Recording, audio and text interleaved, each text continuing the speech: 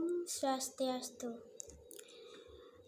Perkenalkan, nama saya Dini Rahma Cahyaning Tias, NIM 21130410228. Saya dari Prodi S1 Pendidikan Biologi, Rombol 6 Agama Hindu, nomor urut 34, Universitas Pendidikan Ganesha.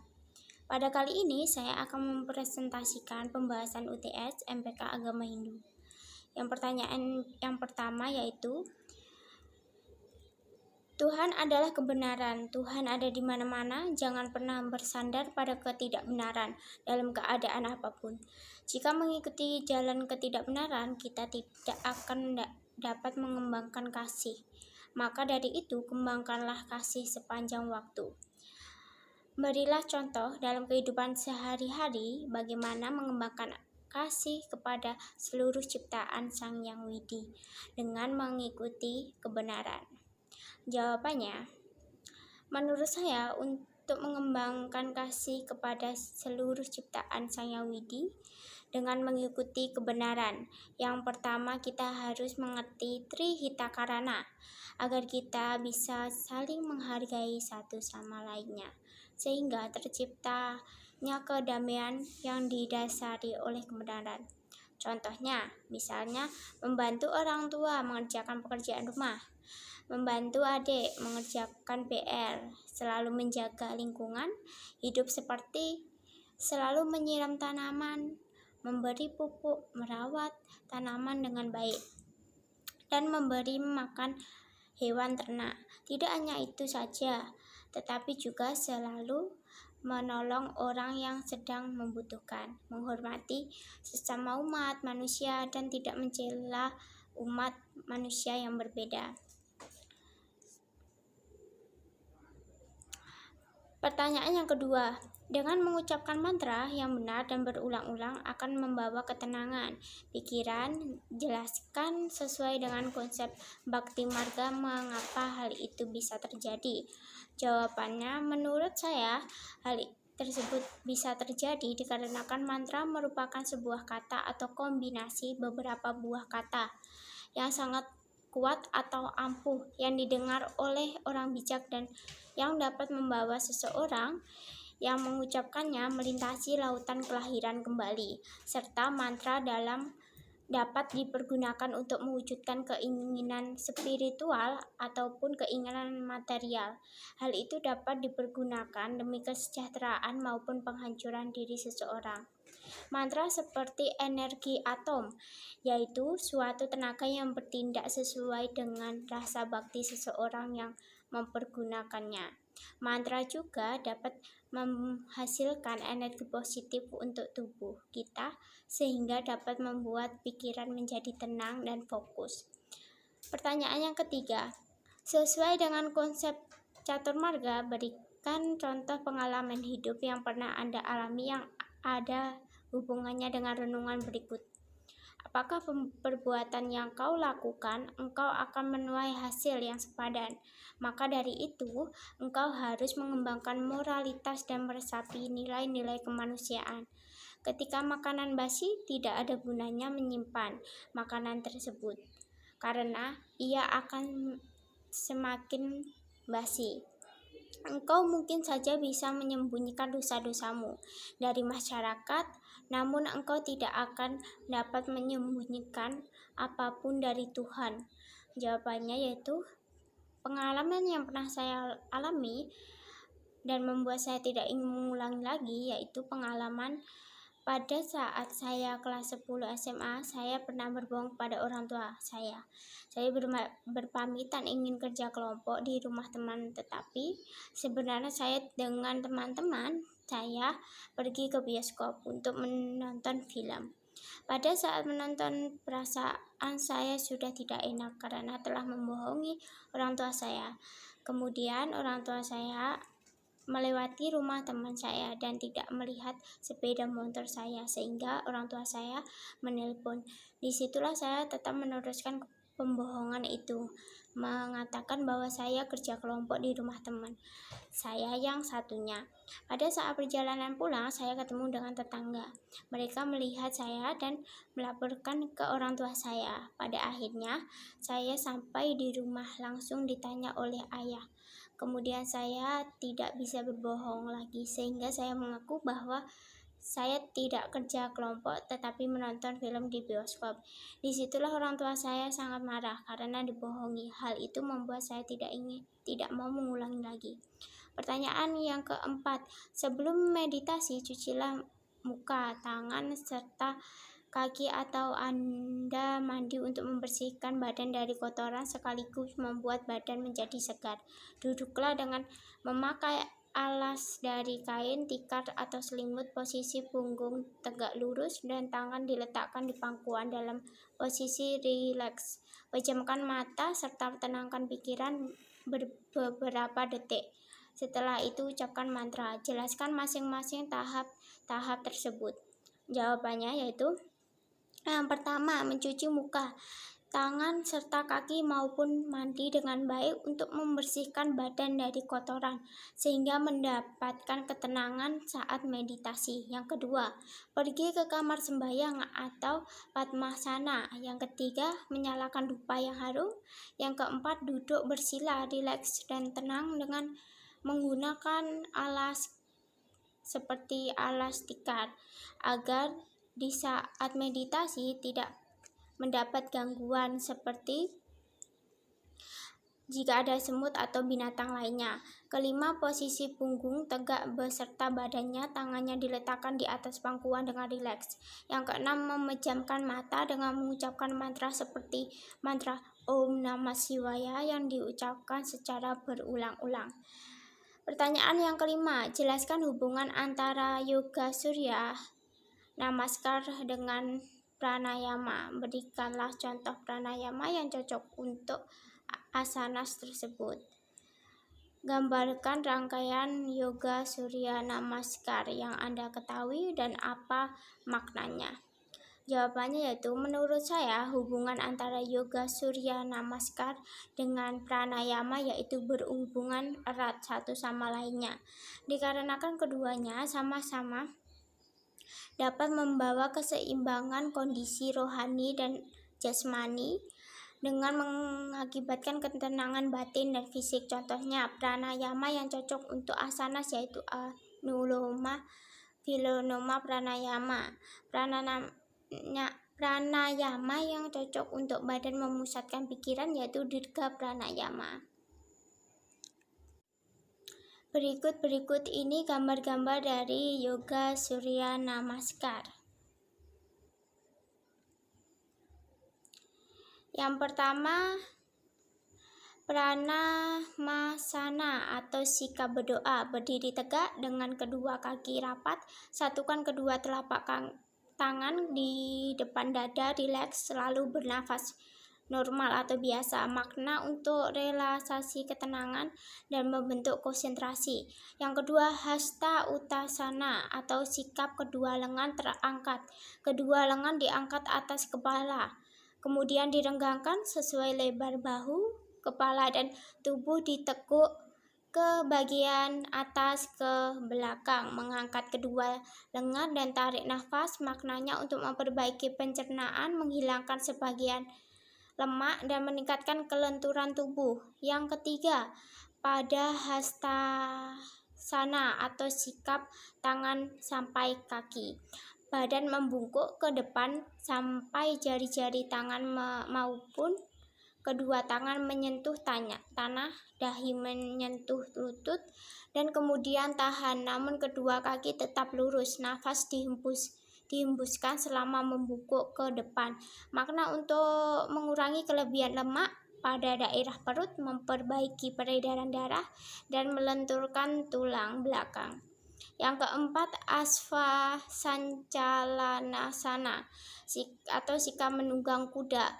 Kaki kanan direntangkan ke belakang pada saat bersamaan lutut kiri ditekuk, kemudian kedua lengan harus tetap lurus. Kedua tangan menyangga kedua tangan, lutut kanan kaki kiri beserta jari-jari kaki. Selanjutnya kepala dimiringkan ke belakang, lengkungkan punggung dan pandangan menghadap ke atas, lalu menarik nafas. Maknanya untuk memperbaiki fungsinya perut, memperkuat otot-otot kaki, mengurangi sakit punggung, dan melenturkan tulang belakang. Yang kelima, Parvatasana atau sikap gunung. Kaki kiri diluruskan kemudian diletakkan di samping kaki kanan, pantat diangkat menggantung, lalu kepala diturunkan sehingga berada di antara kedua lengan. Tubuh harus membentuk dua sisi segitiga.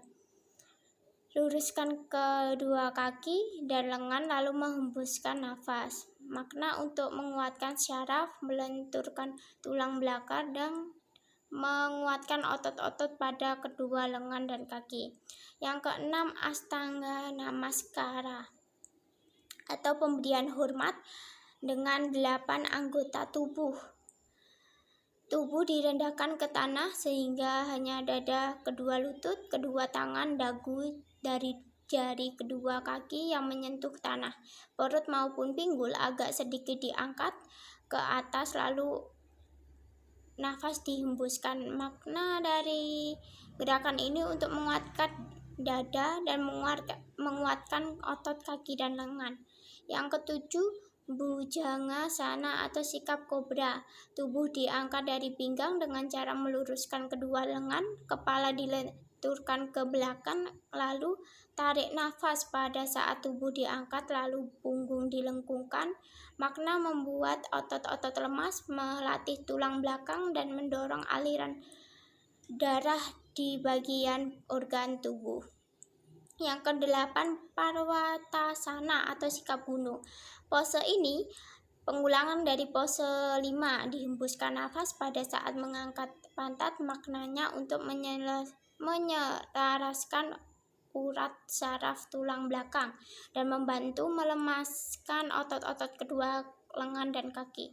Yang kesembilan, Aswasancalanasana atau sikap menunggang kuda. Pose ini pengulangan dari pose 4, maknanya untuk memperbaiki fungsi organ-organ perut dan memperkuat otot pada kaki. Yang ke-10, Padahastasana atau sikap tangan sampai kaki. Pose ini pengulangan dari pose 3, maknanya untuk mengurangi lemak, memperbaiki pencernaan, dan memperbaiki peredaran darah. Yang ke-11, Hasta Uttanasana atau sikap kedua lengan terangkat. Pose ini pengulangan dari pose kedua, menarik nafas pada saat kedua lengan diangkat. Makna untuk melatih otot lengan dan bahu, mengurangi lemak, dan meregangkan isi rongga perut. Yang terakhir, yang ke-12, Pranamasana atau sikap berdoa. Pose ini pengulangan dari pose 1, menghembuskan nafas, maknanya untuk membentuk ketenangan dan konsentrasi.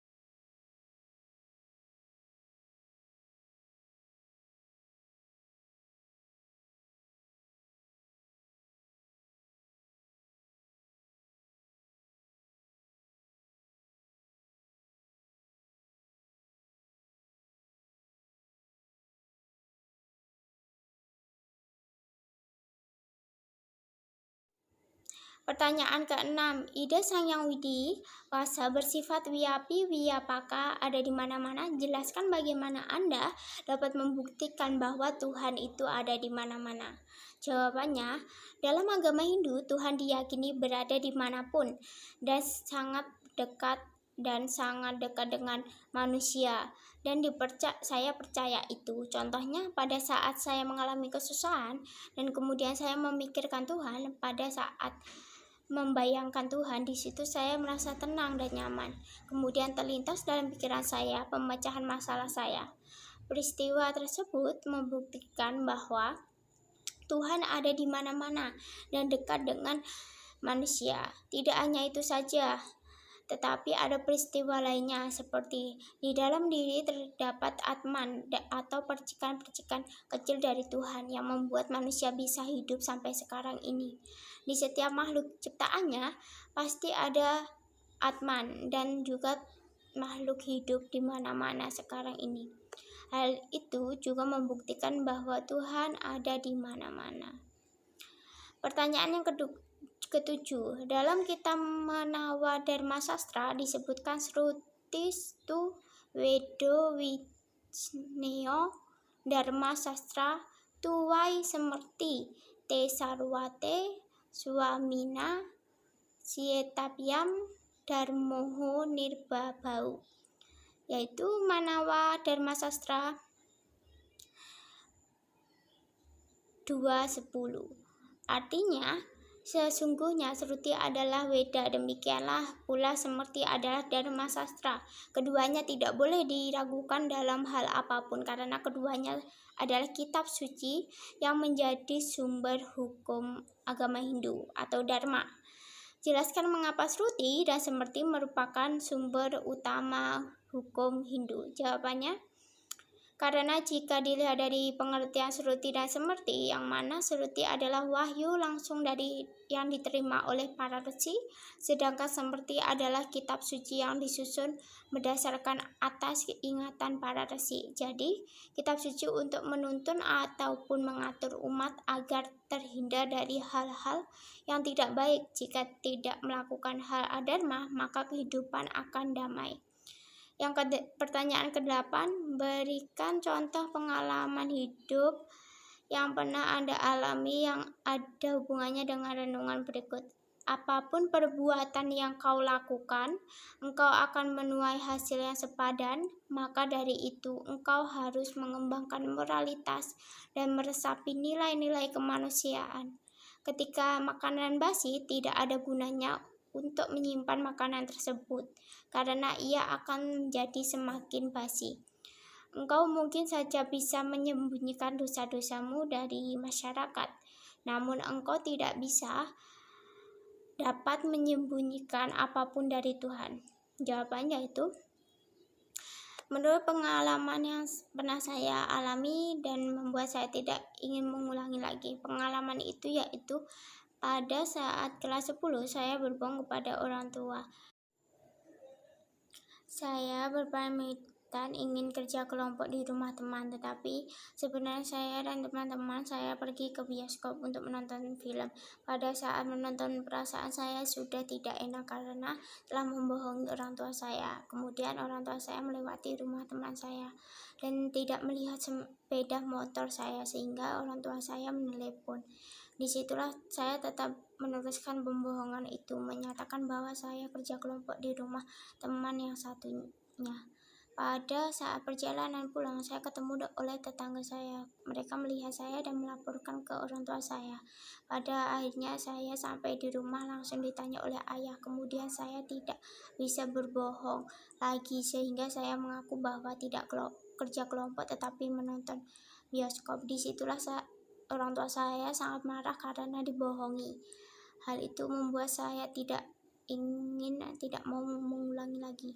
Pertanyaan yang ke-9, yoga dan meditasi adalah salah satu cara untuk kita bisa mendapatkan ketenangan jiwa, perasaan damai, dan bisa melepaskan kita dari stres.